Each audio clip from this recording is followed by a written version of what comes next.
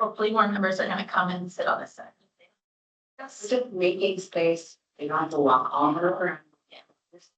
Awful that one. All right, are we ready? We are ready. It is recorded. 6:02, and I will call the meeting of the library board to order. All right. Chair Marie Hotta, Here. Vice Chair Gina Olberding, Here. Maggie Burns, Here. Luke Curtis, Edie Hughes, Here. Dina Phelps, Here. Amy Wilson, and City Council Liaison Chelsea Noonenkamp is not present.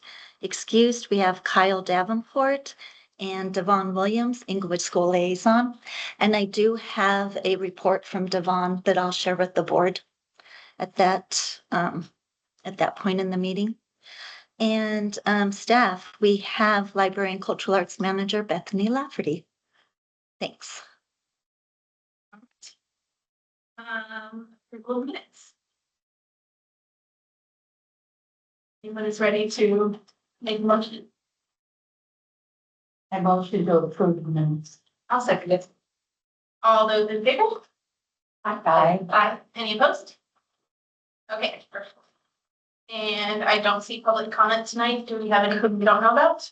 We do not. Okay, perfect. Reports. All right. Yeah, I'll share my magnifying glass for this teeny tiny report. Gotta figure out a way to make it bigger. I just don't know how. We were open 31 days, but do note that on October 16th, the library did close at 5 p.m. due to low staffing. I don't know what day of the week it was, Monday or Wednesday is my guess. It was a Wednesday. FYI. Physical visitors, I feel like our, people coming in and out of the doors is increasing. Our website traffic is good. Social media just kind of goes up and down. It has sort of dropped off. I think, yeah, October makes sense because we did terminate an employee who had been kind of leading that. And so Corinne has been trying to take on the social media herself. And so some of it has just fallen through the cracks because we just haven't rehired somebody and reassigned, whether it's going to be a new hire or an existing person. We just haven't decided yet. So we've just kind of been piecemealing social media. So it hasn't been as active. I did notice that, and thank you for explaining. Yeah, so that's the reason why. And I think we have also kind of asked communications to do some posting for us too, when we just haven't had the time to put something together. What else? I don't know, that's so normal. I feel like the things I was gonna highlight. Our Hoopla usage is continuing to creep up to like our monthly maximum, which is great. So that really shows that our Englewood residents are increasingly using Hoopla more. Whether it's like the same kind of group of super users, but we do have at least like 20 to 30 new people signing up for Hoopla every month. I did have a end of the year kind of recap with our Hoopla representative and like a lot of just great performance metrics for that.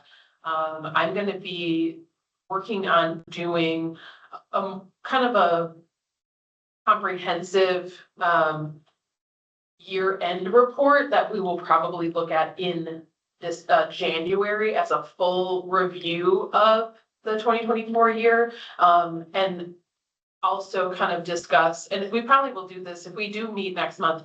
I'm going to have some more specific questions about how the statistical report will be presented, not just in terms of the physical presentation of it, but like what's included. It's like, is there more information that you all would want to know, even if it's not on a monthly basis, but maybe on a quarterly basis, we deep dive into the usage of, for example, Hoopla and Overdrive, because those are just total usage numbers, but Overdrive includes audiobooks, ebooks, magazines. Hoopla includes so many different things, ebooks, e-audio, magazines, movies, binge passes, music, and like looking, and TV shows actually too. Foreign language. And then I'd also like to provide some more information about how our online resources, so that's like the online database stuff, Mango Languages, our EBSCO, access to other online periodicals and research things. That's probably way too much stuff to do on a monthly basis, but what I was thinking, proposing is just like maybe some quarterly reports that are like kind of deeper dives into some of our usage, and like the performance of the physical collection as well. So I'm gonna put together sort of a proposal for how we might break that down next month. Can I ask? Yeah. How do people know about these things? Learn about these things? Well, when people register for a library card, we have a little like kind of welcome pamphlet, if you will, that lets people know what they can do with their library card, how they can use it. We include information about Hoopla and Libby on that. And I think there's information about the Library of Things, and then we put an insert in about the culture passes. What about Overdrive? Yeah, so Overdrive is Libby. Overdrive is just the parent company for Libby, but Libby is the actual user app. So we promote the usage of Libby, which is basically Overdrive. And that's like another thing to maybe point out. Maybe we don't call it Overdrive in this report, we Yeah. call it Libby because that's how we know Or it. just a slash or a parentheses. Yeah, Yeah. yeah. So just wanting to put the statistical information into better context for, how much people are using.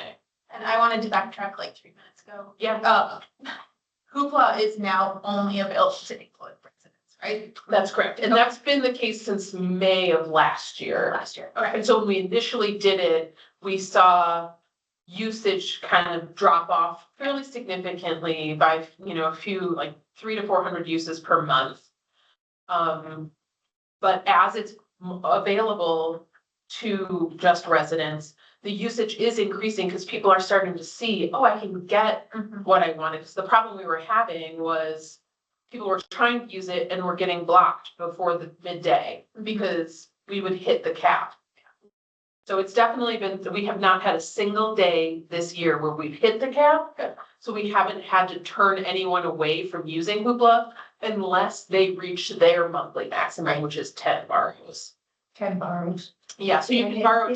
Ebooks too. Yep, yeah. The other thing too that I learned about with the Hoopla rep is that they've now changed it to the last week of every month, there are bonus borrows, which are designated items within the Hoopla collection that you can borrow without utilizing one of your monthly borrows, if that makes sense.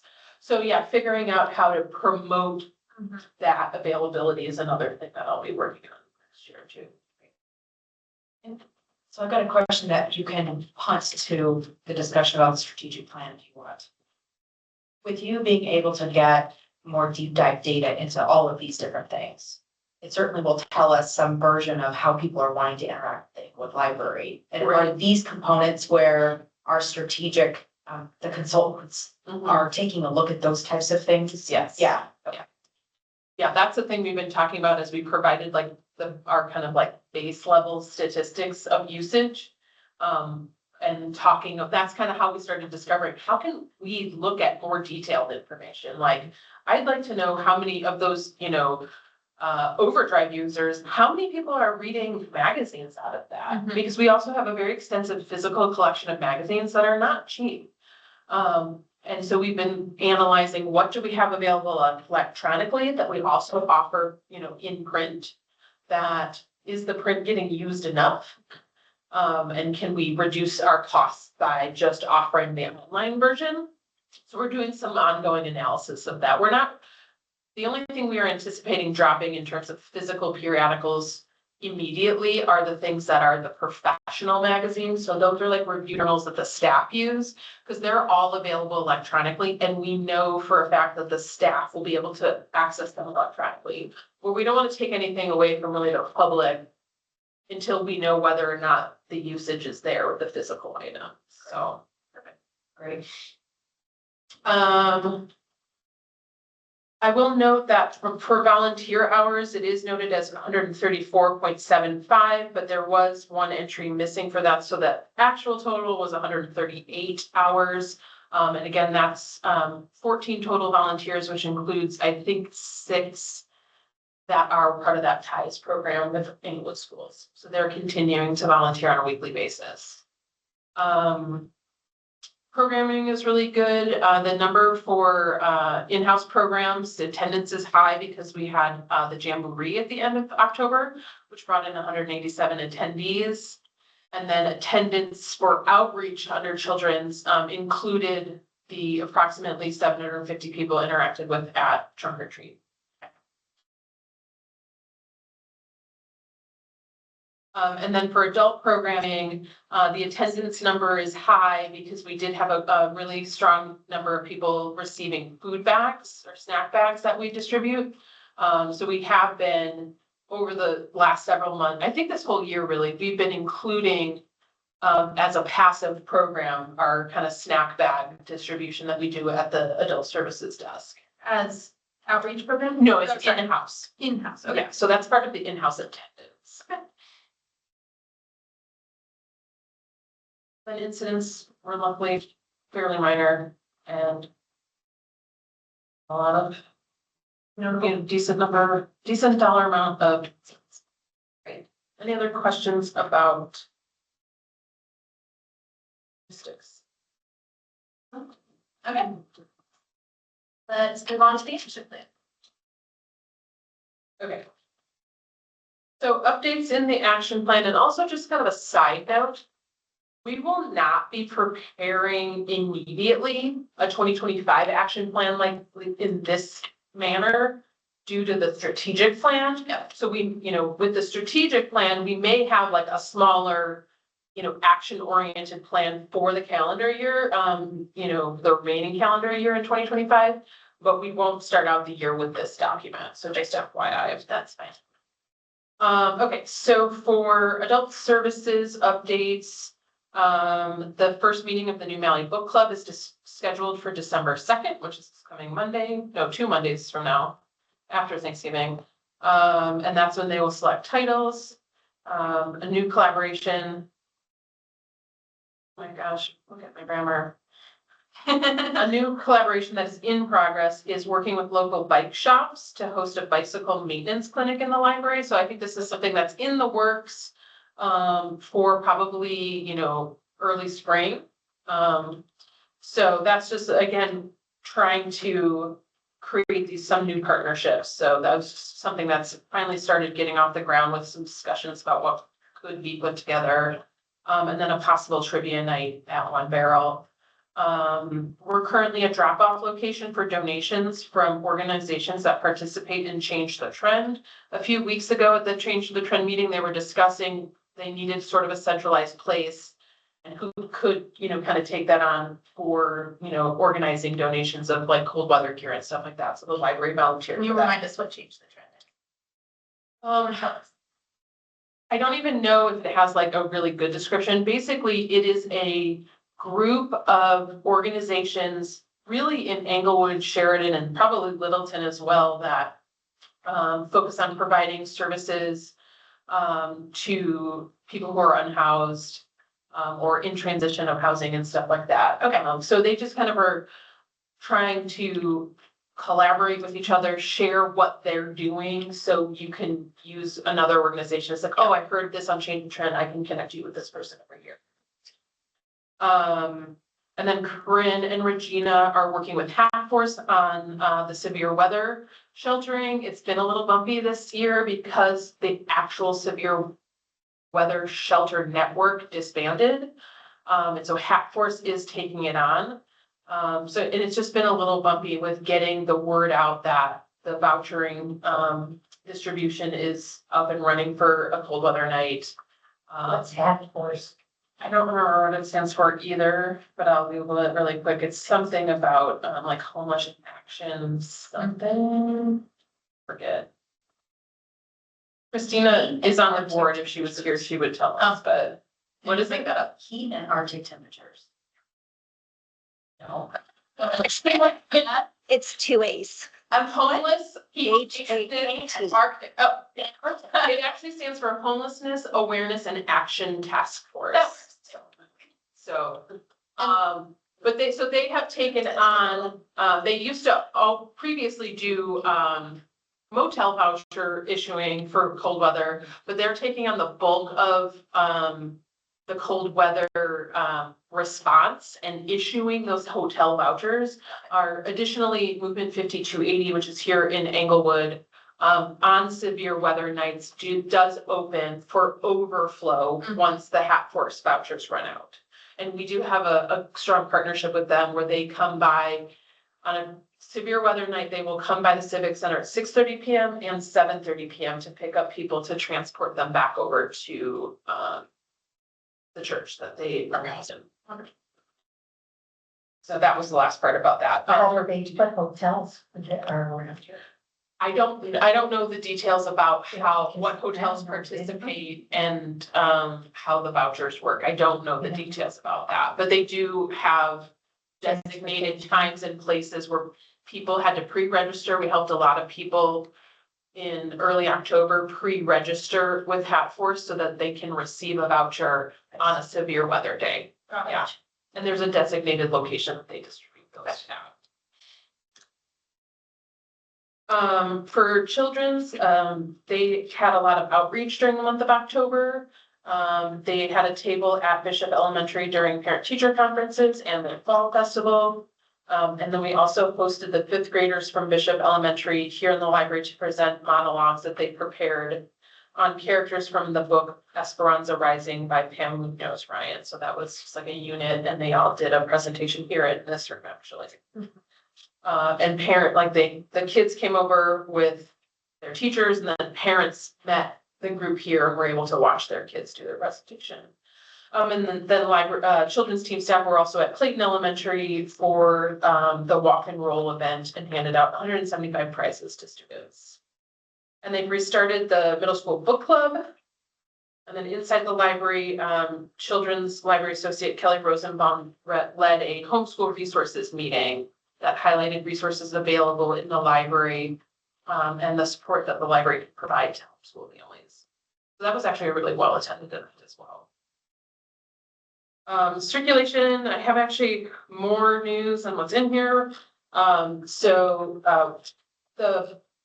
We have set up a budget for Library of Things. While it wasn't approved in the general fund budget, we will utilize our state grants to libraries funds that is managed by the Colorado State Library. So that's how we will fund our memberships for the passes. And then we're researching, what new items we can add for culture passes, other museums and such. And then we're reviewing the effectiveness of our current online management software. And the company that provides the software actually just earlier this week decided it is closing down at the end of the year. So we have to find a new provider. And because of that business closure, we will be moving after December 31st, all of the Library of Things. So that's book club kits, board games, storytime bins, induction burners. Those will revert back to just circulating out of our regular kind of interface and just check out like regular items. We'll make them holdable, but you won't be able to do that advance reservation. And then we will be putting the Culture Pass program on hold during the month of January. Given the amount of time we have right now, we don't think that we will be able to get a new online interface up and running by January 1. Just from the evaluation we have to do of the products, and then the internal processes we have to do for getting a new contract going, it's just going to take too long, and we don't want to promise something that we can't deliver on. So we'll be announcing in the December Ledger online newsletter that the Culture Pass program will be suspended during January.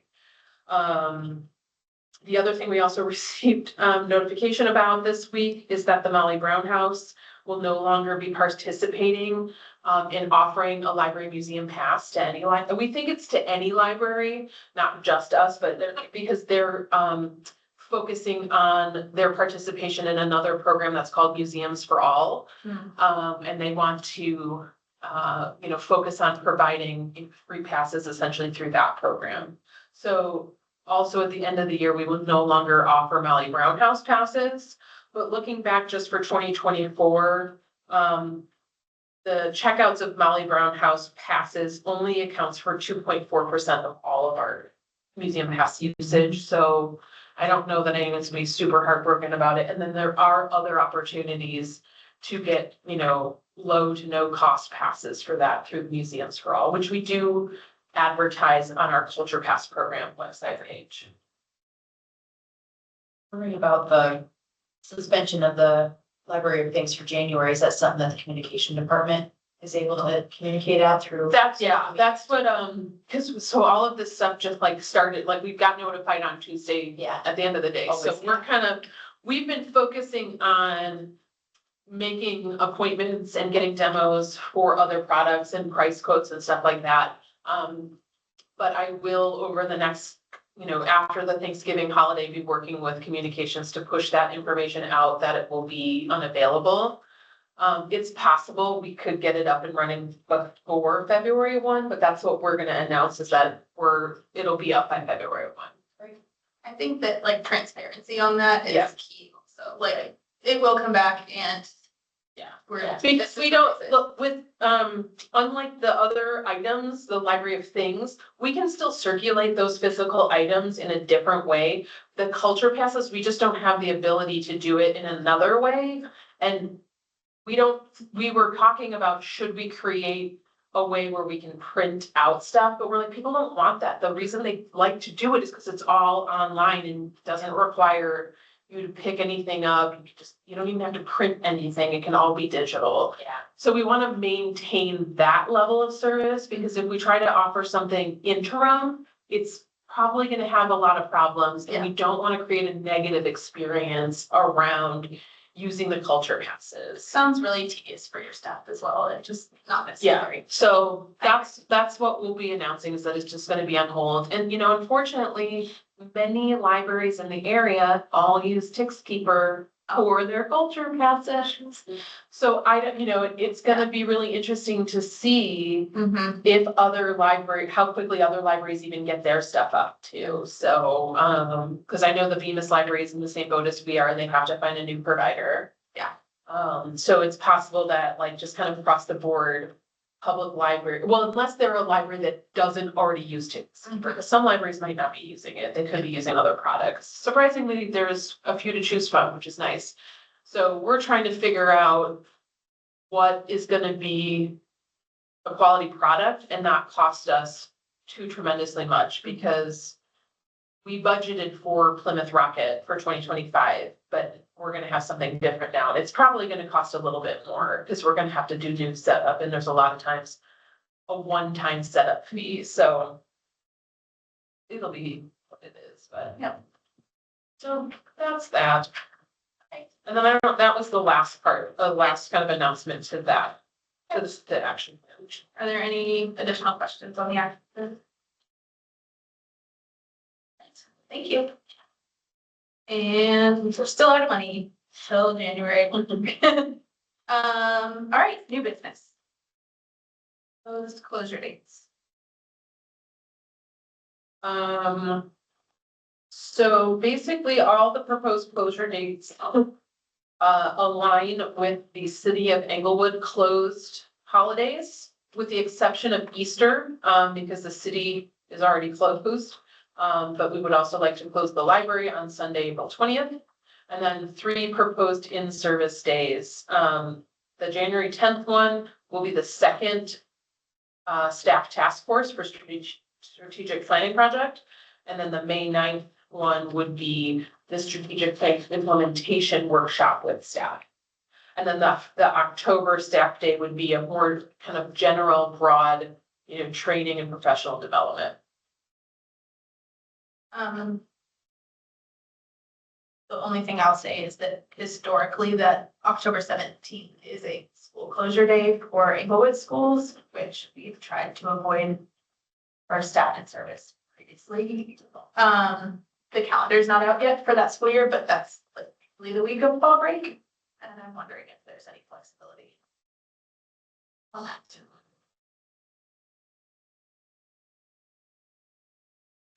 Was there no school on the 18th this year? Correct.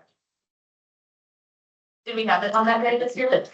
No, I didn't. Okay. We didn't do it in October. this Okay, year. yeah, it was September, right? Yeah. I was gonna suggest, do you wanna do 4 in-services or do 1 quarterly? No, I don't. I'm gonna be honest with you. It was like, we had 5 this year and it was too much. Okay. Yeah. And you know, I've been talking with the supervisors, if they individually need like a day to work off-site, work from home, because they just need to catch up on things without the interruptions of the library. Yeah. That's something that we have the flexibility to do kind of on a Yeah. individual basis, because I did find over this year that there just wasn't enough training or professional development to be able to schedule. Okay. And that was the other thing too, they were just every other month too, which by the time we finished one, I had to start planning the next, and there's just too many to plan. Yeah.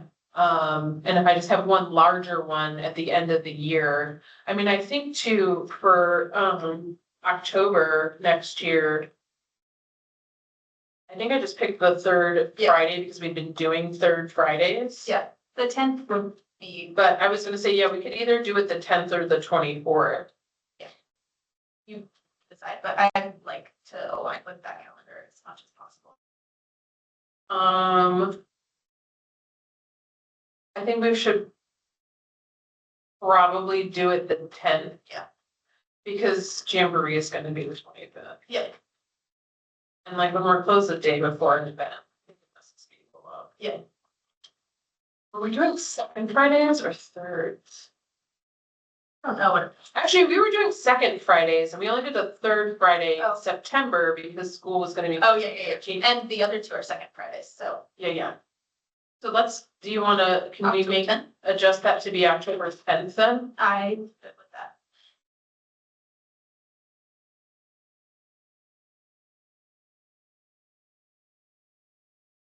It was pretty arbitrary. I just wanted it in October and Yeah. November. That's fine.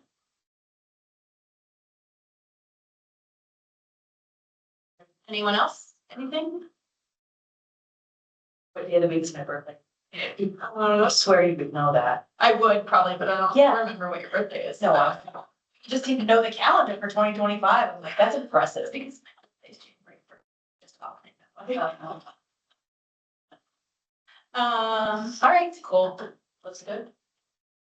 I have a motion to. Yeah, approve.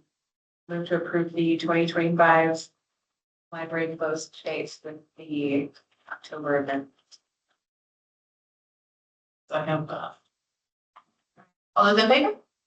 Aye. Any opposed? All right, wonderful. I will want to note one thing, that if you get through this Thanksgiving and decide that you would like to close sooner than 5 p.m. the Wednesday before, let us know. I think 5 p.m. is particularly, I was shocked to see how many libraries closed even earlier. Yeah. But I think it's perfectly reasonable to Okay. 5 p.m. Just putting it out. Because the other thing too is that like doing a full day helps with our staffing hours in terms of what people are getting paid for. Sure. So. All right, and then, sorry, look at the beginning. Programming policy and program proposal guidelines. So, and unfortunately, this is gonna continue to, you don't have to make a final decision on this, it's still gonna be in draft form because the review by city attorney is still ongoing. Okay. I was unaware of a new procedure that requires longer time for review, so. Okay.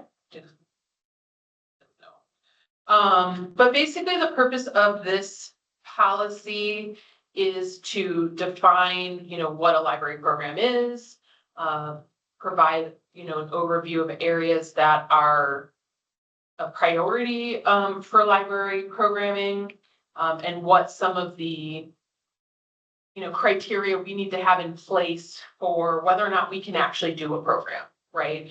And then kind of adjacent to this is the program proposal guidelines, which is like the second document, which this is sort of a public facing set of guidelines. And the guidelines are currently on the library's website, which again, kind of outlines the types of programs we're looking for. And this is intended for outside individuals or groups that think that they have a great idea for a program that could be offered at the library. Whether it's, something that's kind of instructional or just entertainment, whatever it may be, we kind of provide some guidelines for like what kind of programs we would consider adding to our calendar. And we provide some dates that would coincide roughly, which I think they're actually pretty good with the city's activity guide, so we can make sure that like a program that might be proposed by an outside group, we can get it promoted in the activity guide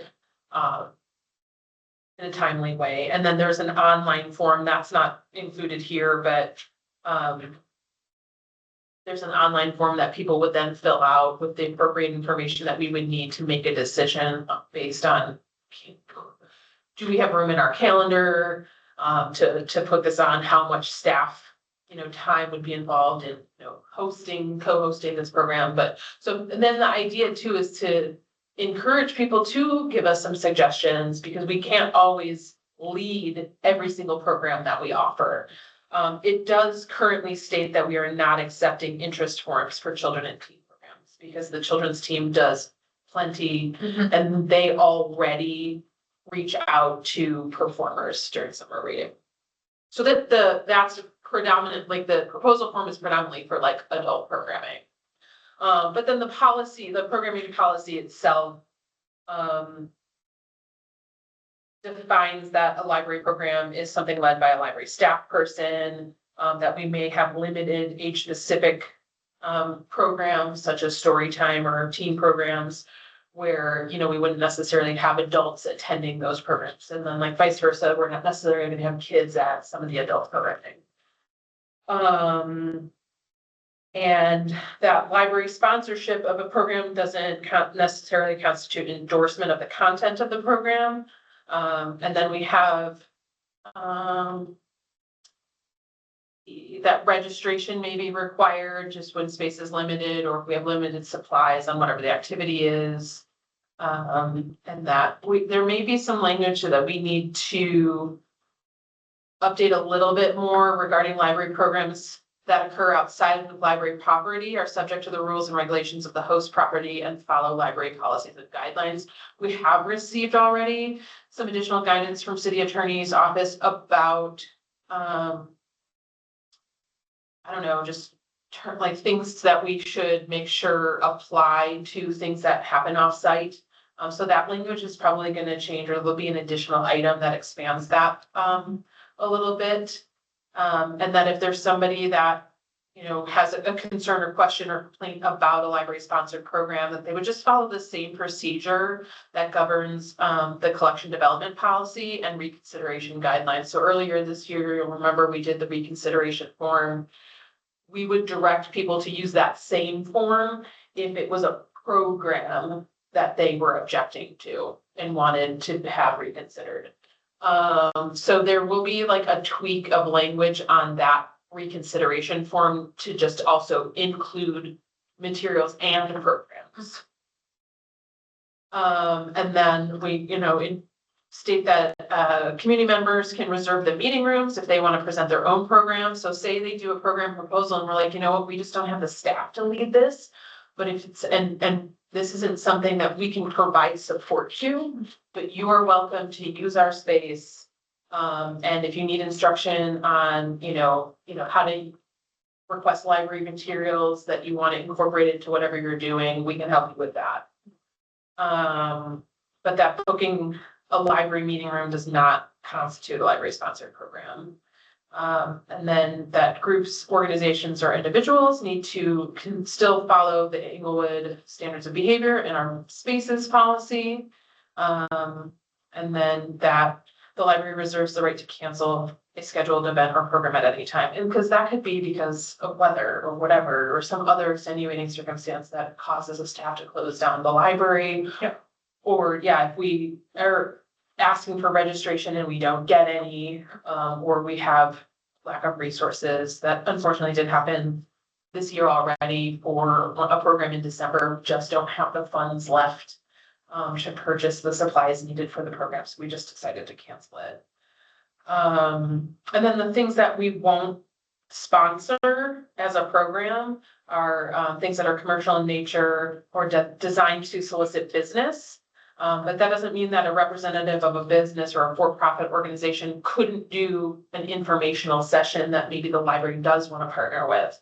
But and then it also like states that they have anything that they would pass out, they can't make people take. It can't be part of the presentation. It just has to be like, there it is. Take it if you want it. Programs that support or oppose any political party, candidate, or ballot measure. And then programs that support or oppose a specific religion. Though programs may address religious themes to educate or inform, but not to promote or proselytize a particular religious conviction. So I have not yet seen any commentary on everything else from city attorney's office, but I still wanted to get this in front of you all in case you had any questions or concerns or suggestions. And know that there'll be kind of an updated draft next month. Are you looking for ideas or? I mean, not necessarily like really aggressively or anything like that, because there's really only, Have a lot. yeah, there's only so many extra things that we can add in. Right. But we want to put it out there that people can make suggestions for programs. Because otherwise we wouldn't necessarily, there would be people that we wouldn't know that have like an expertise in an area that we'd love to have presented. So I don't really know how we would even kind of, for the program proposal guidelines, I don't know how we would really promote it. I don't know how much I would want to promote it either, just because I don't want to get too many. Yeah. Because there's only so many things we can do in terms of like schedule also. Is it more so just having an avenue? Right, exactly. Because we do get a lot of emails just to our general email box or through the Ask the Librarian feature that says, I'd like to do a program.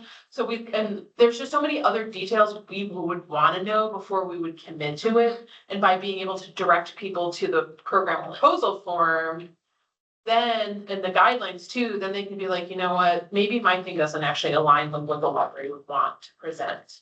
Or when they see the form with the questions that we have, they're like, oh, I haven't thought through all these details yet. Mhm. And that way they'll take the time to do it, because there's a lot of like logistical things, and like we need to know, do you intend to charge a fee for, like, are you gonna charge the library for you to present?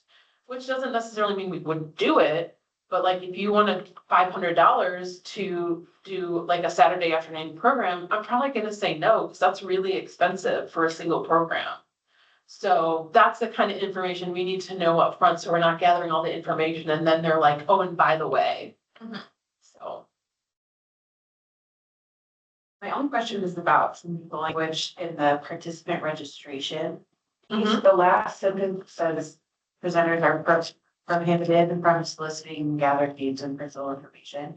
Does that mean in the registration process, or like if a presenter comes and does something and someone like wants to get in touch with them or whatever, they're not allowed to do that? Or is this like only registration specific? So I think, yeah, what we mean by that is like, I couldn't do a presentation and be like, sign up for me to contact you and set up an appointment so I can like actually pursue my business with you. I mean, if someone asked, could I follow up with you, presenter, and ask you some more questions, that's different than being like, please fill out my, email newsletter, sign up. And that's generally, that's the other part of it. When we do registration, the library will collect that information, not the presenter, because we don't want to have presenters then going back around and soliciting business from people, because then they're gonna get Yeah. mad and feel like, oh, you sold my contact information, and we wouldn't do that. So it's kind of like dual purpose, like we don't want people to feel their privacy is violated. And also, we're not trying to create a business opportunity for people.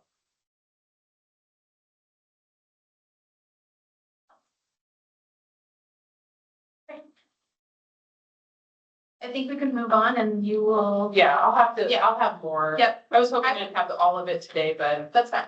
I would be Really interested in seeing the form too, just to. Like, the next. okay. Yeah. Yeah, you can see it on the library's Oh, website got it, okay. under the policies and guidelines page. So it's already, Yeah, that part, because it's just guidelines in an online form, I did put it up. got it. And it's on, I just want to make sure I tell you the right thing. If you go into the About Us and the policies and guidelines, yeah, that's the name of that section. There is an area that is titled Program Proposal Guidelines. And then that has a link to the interest form. The interest form isn't itself, I mean, it's an online form, but it's not like listed anywhere except within the guidelines, if that makes sense. Yeah. Because we kind of don't want people to arrive at the interest form Mhm. until they've read the guidelines, Mhm. so. And I guess just a quick overview of the interest form, the stuff that it includes is it wants like the individual's name, any organization they might be affiliated with, address, phone number, email, whether or not they've performed or submitted a form, interest form in the past, what their role and qualifications are for whatever they're proposing to present, a title of their program or workshop, a description, how much time it would take, how many attendees, like what is the maximum number of attendees that they would want, what materials they would provide, what did they need out of the room, if they charge a fee, and then actually at the recommendation of some other libraries, we did include that we'd like to have a reference. So like if you performed somewhere else, you'd like to be able to check a reference that like, this was a quality presentation. That's what's included in the online proposal form. All right. Moving on, we don't have any old business. Can I ask a question? No, that's Yeah. not on here. Okay, what is the plan with Barry Dunn presenting to us and taking? Yeah, I think we were talking about scheduling kind of some one-on-one sessions, but they didn't, that's why, I don't think that they're gonna do that though between now and the end of the year. So it'll probably be things that are done in January. So like we're really focusing on doing the online engagement, and the, survey that's online. We have comment cards in multiple places. And then, in January, there'll be a second community task force meeting. And I think that's when there's gonna be some one-on-one interviews that they will do. Cause I don't think they're gonna do a group workshop with the board. They might try to, meet with people one-on-one. Okay. And I don't know that you all have to do it. But certainly as many people as would want to would. And then there's gonna be some other one-on-one interviews that they do with some other people within the city and in the community. All right. And so the last task force meeting, or the first task force meeting was earlier this month. Gina attended that. It was actually really well attended. I was very pleased with the turnout. And it sounds like the discussion was really good. I had a meeting with JR Tuesday, to just really quickly kind of go over the information that was kind of gathered. Then they're currently working on taking that stuff in and kind of organizing it. And that will be part of what's presented, I think, in the next task force meetings for staff and community. That will say, here's like kind of the results of the feedback you gave initially, let's build on this. So that's what those next task force meetings will be. And then there'll be those individual, and I feel like there's going to be, I think there's gonna be like a sort of like an open house type thing where they're gonna interact with people, but I don't know when that's gonna get planned. A lot of that stuff is not gonna happen until after the new year. That's fine. No, that's better. Yeah. Debbie, could we just moving forward throughout this process, I should have thought of this for this agenda, but in old business, can we just have like a 3-minute update on the strategic plans? Yeah, that's a good idea. Standing until that process is done. Or longer if Definitely. needed. Thank you. Yeah. Yeah, I don't think I have any other. So. But the online survey is also getting, good, responses and stuff like that, so that's good. Devon brought up during the school board meeting this week that Barry Dunn may go do a presentation to the school board in December, which is why I'm a little bit surprised that they're not gonna come to the library board, so, And I do have that but- in his update. yeah. Yeah. Okay. you know, Yeah, we're all I curious know, to well, hear and that, they definitely made some connections with people at the community task Okay. force meeting, so for example, Lindsay Runyon from the Chamber of Commerce was there. And I think it was last Friday, they went to their, whatever their coffee thing Yeah, was. So they're definitely doing some other things where they're getting out there to Okay. other places that don't necessarily involve the library. But they're gathering that feedback on our behalf. So I don't necessarily know when they're doing that. And I Yeah. know they've just kind of been out and about in the community the last Okay. couple of weeks too. great, okay, Yeah. perfect. Yeah, I don't know, now's the time to comment. Let's do board members' choice, and Okay. you can give an update. Just so that we're not breaking the No, rules. let's of go old based on the business. agenda for sure. Yes, all right, let's move to staff's choice. Nothing. I don't, Okay. my I brain is full. I do have the 2025 calendar for the meetings and that, if you want a printed copy, and I will email out one also. So I'll set that out. You guys can grab after the meeting. Thank you. Board members' choice before we go from you, Gina. I would like to have the meeting in December as long as we are gonna have a quorum.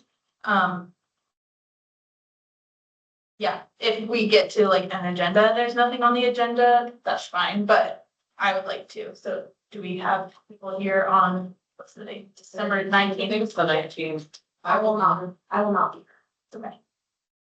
Well, Dina's not gonna be our meeting, so. Up to. Everyone else. Okay. And Kyle in his email said, see you in Would- December. Yeah. Okay, perfect. Let's plan on it. Let's also plan on a quorum check just for the sake of the holidays and sickness season. But okay, perfect. Okay. Gina. Yay. Hi. Well, thank you for letting me represent us on the community task force. I was also impressed with the number of people that showed up and the variety. I thought there was a good variety between people that, like, there were a couple, maybe one or two that volunteer at the library, or parents, or there's a business owner. Kind of just what I thought was the gamut. And so I was really happy to see that, because that was my concern, is I didn't want it just to be a small group that, whatever. People had a lot of very, very positive things to say about the library, which is great. My thing was, well, are we reaching the people that don't utilize the library? Because that's part of the point, is how do we engage people that aren't currently using the library? How do they want us to engage with them?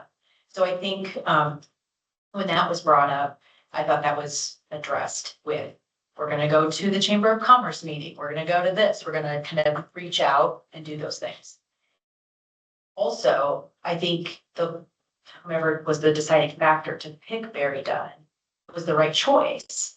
Their history of working in Parks and Rec departments and the breadth of experience that the lead guy brings. He used to be the library manager in Westminster, I think he said. I thought, well, gosh, isn't that great? Don't we want that history as part of this work? And so I think that Barry Dunn seems to me like a really good choice. So kudos to you, Beth, or whomever was the deciding factor, because I thought that was wise. And then they also left every person with a little business card that had a QR code on it to encourage us to give this QR code business card to people to fill out the survey. And it was an easy handoff. I mean, I went home that next day, I went to a neighbor's house and handed it to her. So it was like a great way to engage people, very, just non-threatening kind of way. So I thought they thought of some great things, and I was encouraged that they were gonna be out in the community doing these things frequently. So, yeah, I feel really encouraged by it, and I look forward to what that means for the library and what that means for our community to, you know, the library can play even a more important role in who we are. And so, yeah, I was excited about it. So thanks for letting me represent us. Thank you for stepping up. Yes. Are we supposed to take the survey or? Yeah. Yeah, you definitely can, and if you need the information for Yeah, the I do. website, we've got plenty of the materials out in the library. If you would like to take any of the other, like the printables along with you, I've got plenty in my office that I can give you if you want bookmarks, business cards, or comment. Takes them and brings. Yeah. And they're in English and Spanish. Wonderful. Yeah, and the survey asks, like, if you had $100 and you were gonna divvy this $100 between the library programs, you know, how would you divvy your money? And basically, they're wanting to know, are you gonna put all your money to children's programs? That way adults don't get anything, or vice versa, or whatever the things are. And I kind of thought that was interesting too, Mhm. because, you know, what do we value? Yeah. And so it's kind of, you know, I'm sure that only tells us so much in the picture, but I kind of liked what that was, like, It was a really good practice. my old man neighbor, I was like, Bob, did you fill out the survey? Cause I make him do everything. And he's like, yeah, I put some money into kids program, and that seems like a good thing. And like was telling me his breakout. I was like, great, Bob, thanks for completing it. I make you do it. But like, even as I mean, and he does value children's programming. He Mhm. sees the value in that. So that doesn't surprise me. But anyway, I look forward to learning about the results, which. Yeah, there's an actual 5-question survey. Yep. Mhm. Then there's the budget exercise that, you know, you divvy it out, and then there's just kind of like a ideas section, or I forget exactly what they call it, but like, it's just kind of like a free response box where you can just provide a comment. Yeah. So it's like an electronic comment card. We have collected about at least a half dozen physical written comment cards here in the library. Yeah. And we have a little station where people can slip. Yeah, so we should all fill it out. If you haven't done it, they do want us to fill things out at least by the end of December, so they can start to collect and analyze the data. Debbie, would you just email the link to the survey to the committee? Yeah. Board? Thank you. Look at the code. Is it a QR code or? There's a link. Yeah, I think they're gonna collect responses. It sounded to me like through, I don't know if there was. I think at least through the end of December, but they might just leave it live for any like remaining responses that might be gathered, but they're gonna start like kind of compiling the responses like at the beginning of January. Yeah. Debbie, would you like to read? Yeah, so Devon had emailed an update. He asked me to read it verbatim. So on December 3rd, we have invited Barry Dunn to present on behalf of the Community Task Force for a half hour at the Inglewood School Board meeting. It will start at 6 p.m. that evening at the Inglewood Early Childhood, ECE is at the Early Childhood at Maddox in our boardroom. And then he put, the statement is just to make the public aware and not to cause panic, as I am just speaking to upcoming events.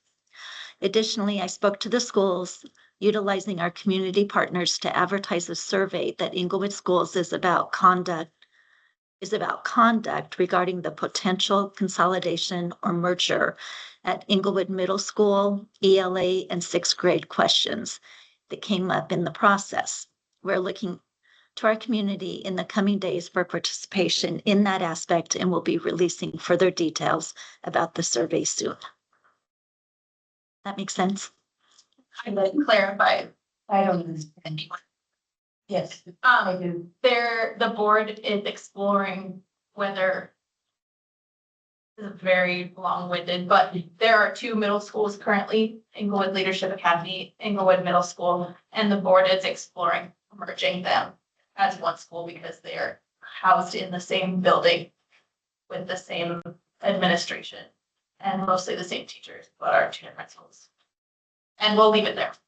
I'm happy to answer. So the board is considering submitting a survey to The obtain. board is going to be holding a town hall and they're seeking survey, yes, and I think he's working with the city to market it. Oh, it's about to conduct.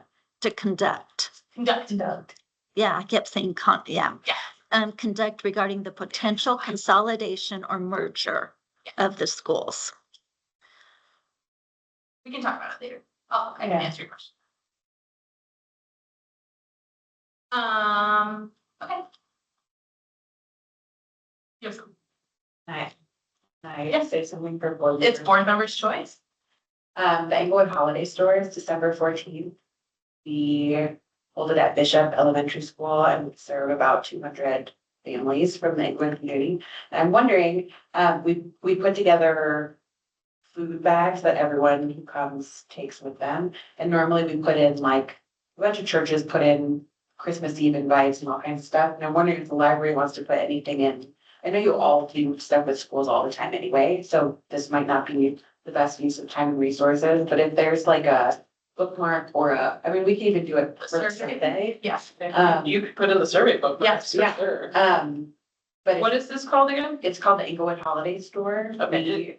And it's at Bishop? Is that Bishop? Yeah, I know that like Bishop is like kind of like the focus school for the children's team Yeah. this year, so. It's at for- Bishop, but it's for all the. Right, I know, but like she might already even know, but Kimberly could potentially already know about it. She's been working with the team there. Yeah. But, Yeah, yeah, are you doing something at it? yeah, I'm on the leadership team. Okay, I'm also the volunteer coordinator, so if anyone wants to come hang out that Saturday. But mostly I want to think about like, what can does the library want to Yeah. advertise or be part of? Yes. okay. Whatever. And you said it's on December 14th? December 14th, yeah. Yeah. Yeah, so I can come and grab things, honestly, anytime. Okay. All right. Good idea. Anyone else? All right. Have a great Thanksgiving. It is 6:58. We will adjourn. Thank you, everyone. Great, thank you. Jobs.